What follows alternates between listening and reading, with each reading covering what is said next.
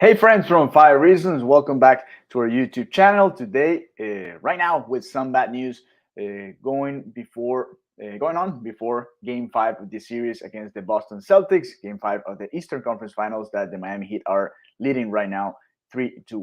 So the big news is that Gabe Vincent will not play in tonight's game, Game 5 of the Eastern Conference Finals at Boston. And here's the report coming from Shams on Twitter about an hour ago, 10:31, actually, almost a little bit more than an hour. So he's saying Miami's Gabe Vincent is listed out for Game 5 versus Boston tonight with an ankle sprain. We had already discussed it in our Five on the Floor episode that posted last night. We're gonna listen in a little bit to what Alex Toledo said about the possibility of not having Gabe Vincent play in tonight's game. Let's continue with more reactions. We also have our beloved Brady Hawk talking about it on Twitter as well. He says, "Well, that's news. Gabe Vincent now ruled out for tonight for Game 5 per Shams. The Heat now need to that Game 6 type Kyle Lowry from last Eastern Conference Finals. They're missing out on two of their biggest pull-up threats now. Talking about Tyler Hero being out as well. So if you count also Victor Oladipo being out, this would be the third injury in this playoffs, and we'll see how long that will take for him to be back. And our friend Alan is saying, "Is it okay to worry yet?" I don't think so, Alan. If they lose tonight, maybe you can start worrying. But for now, I think they're pretty much in control of the series. One last was just to confirm both news. The Miami Heat also posted this on their Twitter account. Injury update: Gabe Vincent left ankle sprain has been ruled out of tonight's Game 5 versus the Celtics. So that's the news confirmed, and that's what's going on right now with the Miami Heat. So we'll probably see Kyle Lowry starting in that position. Let's listen to what Alex Toledo said last night. He did a podcast with Greg Sylvander, Brady Hawk, and Ethan, talking a little bit about that Alan was asking us about. Should the Miami Heat panic? Is it and all of this narrative that is starting to be pushed by national media about the Celtics winning the first game and don't let us win another one, and all of this storytelling that is going on right now with the Celtics being down to the Heat 3-1 in the Eastern Conference Finals. But let's listen to what Alex Toledo said last night about the possibility of not having Gabe Vincent play in this game, and how would the Miami Heat adapt and adjust to this situation. Here we go. Go to this because there is one concern here. Gabe Vincent is listed as questionable, and so I mean, is that a? Let's say he doesn't go. What is this? I mean, you're gonna play Kyle 35 minutes, or what are you gonna do? You start him, don't you? I don't think this is likely, but the fact that they listed him as questionable at all, I feel like it's something we should address in case we get news right before the game. Yeah, I mean, that would definitely not be nice for the Heat. Like, Gabe has just been such a big part of what they've done. I've said to Brady and others before that I think I don't feel the same now, but I think Gabe, Caleb, and Kyle have all kind of taken turns being the third best player for this team. Now I kind of feel like it's more Gabe and Caleb because Kyle has only had one great game in this series so far. 5 of 19 in his last three, Alex, with 7 turnovers. Kyle? Yeah. Yeah, I mean, there you go. Like, that's got to change. Like, if he's going to be the one that's going to be getting those minutes for sure, there's no question about it. Obviously, since your other backcourt players are out, the other options we will be talking about if they were healthy are not there. So I think these are the type of games that Kyle I think is built for. I think he gets motivated for stuff like this, and we've seen it before with their best players out. Kyle will step up his game. It's not quite that situation. I'm not expecting him to kind of go out there firing. But the thing with Gabe is the role he plays in that starting lineup is he gets up shots as somebody to kind of show himself as a scoring threat to the defense. He's got him going, and I just think in that role, and I don't know that Kyle can replicate that because that's not really how he wants to play. He doesn't want to attack the drop and look for his shot first before looking for the pass. And look, Gabe had some great passes yesterday, but it's kind of reverse for him. So maybe we see that Kyle Bam pick and roll. Maybe you see some lobs, things like that. And you probably will see more Kyle Lowry in the mid-range. I think those turnarounds, him snaking the pick and roll, we'll see some of that. I would like to see him be more aggressive. I've said it multiple times, pulling up from three a little bit more often. I think they're going to need him to do that. I like the way that he does try to get into the paint, though. It just doesn't always work. Like, I think what Brady was saying, that their offense was really what led to that third quarter run. It was just so bad. And the Celtics, so many of those points, watching it back, were in transition or semi-transition. Guys were cross-matched. The defense wasn't set. The help wasn't really there. There were a couple of half-court breakdowns, but most of it was off just bad offense and not making enough shots. It kind of was a little bit reminiscent of some of the regular season games that you felt they blew, because not only were they missing shots, but they didn't do what they were supposed to with their defense and forcing the other team into more turnovers than the Celtics completely destroyed the Heat in that battle last night.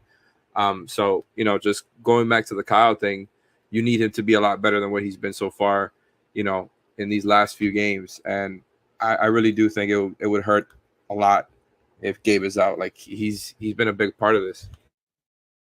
There you go. So that was Alex Toledo in last night's 5 on the Floor episode, talking a little bit about, should the Miami Heat panic right now? Should the Heat fans be panicking right now after just losing one game in this series? And now that he mentioned Kyle Lowry and of course the importance that he delivers tonight in Game 5, let me add to this report.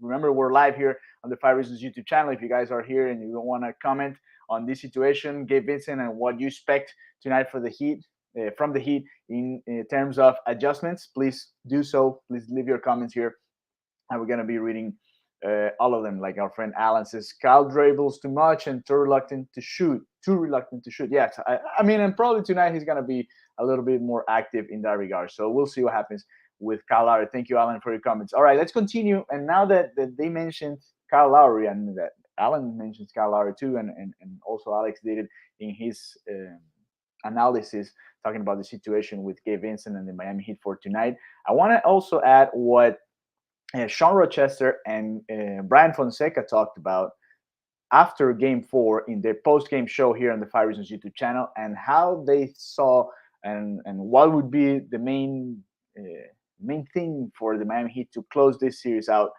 at Boston. And they talked about Kyle Lowry. So now that since Gabe Vincent is out, let's listen to what they said a couple of nights ago.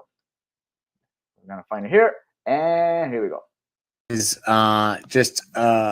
there's a degree of when you beat Milwaukee in 5, in New York you beat in 6, but it didn't feel like they were really pushing you, that I think Heat fans are also, as they've moved the goalpost on expectations, and rightfully so. They want to see things come together. And there's a player that we're going to talk about as we close, a couple of guys actually that I think we need to acknowledge didn't step up tonight, and we're going to need to see better performances from them in Game 5. So I want to kind of go and look ahead towards opportunity players individually that can step up as we look ahead. So y'all think that I'm not going to talk about him because I always shield him from criticism, but that's not true. Bam Adebayo didn't have a great game tonight. He was in foul trouble, 4 fouls. Gabe also was in foul trouble, shot his way out of some of that, but Bam, 7 field goal attempts, 5 rebounds. It's not what you really want to see overall offensively. Who else do y'all have qualms with tonight? Duncan Robinson didn't give much. Kyle Lowry looked a little suspect. One from each of you, a player that you think looked especially bad tonight that you are expecting to bounce back in Game 5. Sean, you go first. I think I would go with Bam. I think, if you look over the last set of games against Boston, not just this series, but over the season and even back to last year, he's had success against them. And, I think the foul trouble got him out of his rhythm. 7 field goal attempts, and it's usually misleading if you have a lot of free throws, but only 4 free throws for him. 5 rebounds, no assists, which is also another marker. With our offense, he usually has a few assists. The lowest plus minus on the team. Like, there's just a lot of things with Bam tonight that just didn't seem to add up for whatever reason that is. But he's a big part against this team because he's probably the biggest advantage we have. Jimmy and Tatum can go head to head. They're both great players. we have an advantage with him over Al, with him over Rob Williams, with him over Grant Williams, especially. And we just didn't have the opportunity to take advantage of it tonight. So, there's a lot of things with that. I don't necessarily think it was Bam didn't bring the required energy. Defensively, we weren't as good, I think, with our closeouts. We weren't as good keeping the ball out of the paint. And sometimes when you're a big guy, you get fouls not because of your fault. It's because of the breakdown that happened in front of you. So I think Bam will bounce back and have a better game in Game 5. I tend to agree, but I'm biased with Bam. There's a couple other guys. Duncan Robinson stands out to me as a player that on the road in Boston can get back on track. Brian, who you got? And on the Bam front, this was also his first bad game since Game 2 against the Knicks. So he's been on one lately. So we can be a little forgiving there, right? Kyle Lowry for me, because I thought that he would be more impactful this series, and he's really only been very good in Game 1. Otherwise, he hasn't been as impactful as I thought he'd be, and he had a couple of not great moments tonight. One in particular, that fast break that we were watching on playback, where it looked like he had a layup attempt or could at least draw a foul and just sort of threw it behind him. Nobody was there, and it was a turnover that they created, and they needed to get points off turnovers, which they did not do a good job of in this game. This is where Boston sort of whooped their ass, and he just kind of threw it back, and I think it was Jaylen Brown who got it, went the other way, and then they were in transition. You cannot keep turning the ball over. You can't allow these points off turnovers, and they get to their open threes, so that killed them. But Kyle Lowry, he's the one for me. Like, I think he's going to have a big game.